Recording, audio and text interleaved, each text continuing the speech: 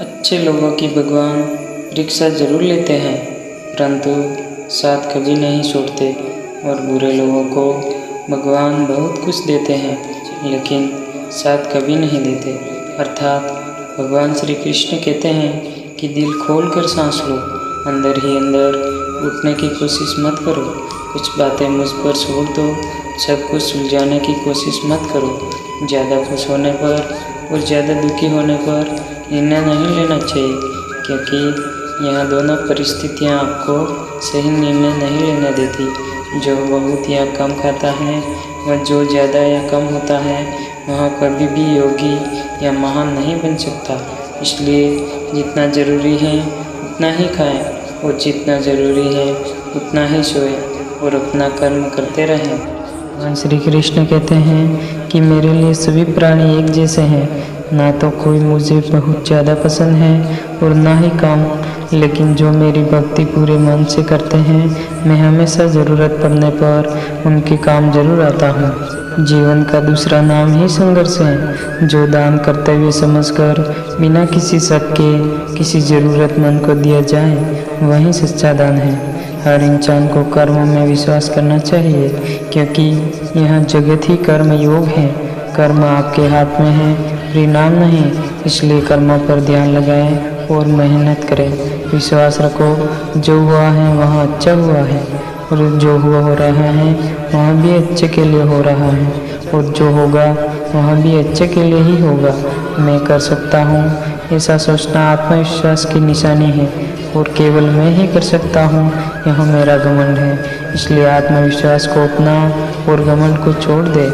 अच्छे कर्म करने के बावजूद भी कुछ लोग में केवल आपकी ही बुराइयां याद रखेंगे, इसलिए लोग क्या कहेंगे इस पर ध्यान नहीं देना चाहिए, बल्कि अपना कर्म करते रहना चाहिए। जो व्यवहार आपको दूसरों से अपने लिए पसंद ना हो, ऐसा व्यवहार दूसरों के साथ कभी ना करें। मानव कल्याण ही भगवद गीता का प्रमुख उद्देश्य है।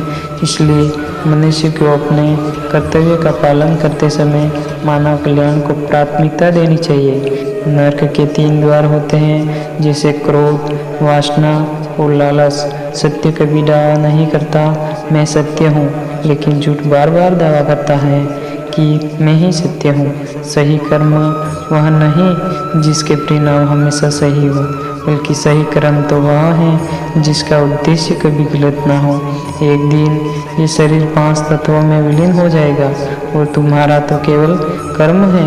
इसलिए अच्छे कर्म करने पर ध्यान दो। यह शरीर ना तो तुम्हारा है और ना ही तुम इस शरीर के मालिक तो यह 5 तत्व हैं, जैसे जल, अग्नि, वायु, पृथ्वी और आकाश। जिस इंसान के पास सब्र की ताकत है उसकी ताकत का मुकाबला कोई नहीं कर सकता। यदि कोई इंसान जो चाहता है उसे विश्वास के साथ करता है तो जो चाहे वो बन सकता है। लोग पहली बार में ही हार मान लेते हैं। इसलिए अगर आपको सफल होना है तो धैर्य रखें और अपना पूरा ध्यान हर उस छोटे छोटे कदम पर दें जो आपको आपके लक्ष्य की ओर ले जाए।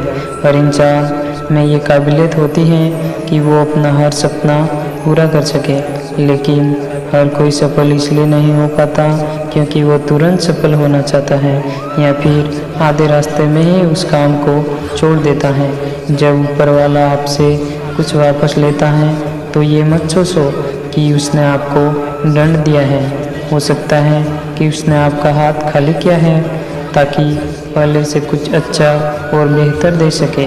जब आप दूसरों के लिए अच्छा चाहते हैं तो वही अच्छी चीज़ें आपके जीवन में वापस आती हैं, और यही प्रकृति का नियम है। जिस इंसान की सोच और नीयत अच्छी होती है तो भगवान उसकी मदद करने किसी न किसी रूप में ज़रूर आते हैं। कोई तुम्हारे बारे में बुरा सोचता है तो यहाँ उसके कर्मों में लिखा जाएगा।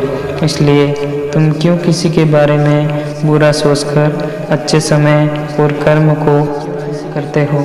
धर्म से ज़्यादा तो कर्म महत्वपूर्ण है, क्योंकि धर्म करके तो भगवान से खुद मांगना पड़ता है, जबकि कर्म करने से भगवान को खुद देना पड़ता है। अच्छे कार्य करने के लिए हर वक्त अच्छा होता है, और कार्य को कल पर टालना या अच्छे समय का इंतज़ार करना केवल एक धोखा है जो हम खुद को देते हैं। कामयाब होने के लिए एक बार हम जो हैं उसी में शुरुआत कर लेनी चाहिए, भले ही आपकी तैयारी पूरी ना हो, क्योंकि यह इंतज़ार करने से काफ़ी बेहतर है। कर्म वो फसल है जिसे इंसान को हर हालत में काटना ही पड़ता है, इसलिए अच्छे बीज बोएं ताकि फसल अच्छी और सुख देने वाली हो। श्री कृष्ण कहते हैं कि किसी भी व्यक्ति से अत्यधिक लगाव हानिकारक है। लगाव उम्मीद की ओर ले जाता है और उम्मीद दुख का कारण बनती है। बीता हुआ कल जिंदगी को समझने का एक अच्छा मौका है और आने वाला हर लम्हा जिंदगी को जीने का दूसरा मौका है। भगवान कहते हैं कि किसी को सज़ा देने से पहले कुछ समय रुक जाएं और याद रखें कि अगर किसी की एक गलती माफ़ करोगे तो मैं तुम्हारी 100 गलतियाँ माफ़ करूँगा। किसी की मीठी बातों का ये मतलब नहीं होता कि आप उसके लिए खास हैं। कभी कभी कबूतर को खिलाने के लिए नहीं कि पकड़ने के लिए दाना डाला जाता है। खुशियाँ की तलाश आपको खुद ही करनी होगी, क्योंकि दुखी तो दुनिया में कोई भी कर जाता है।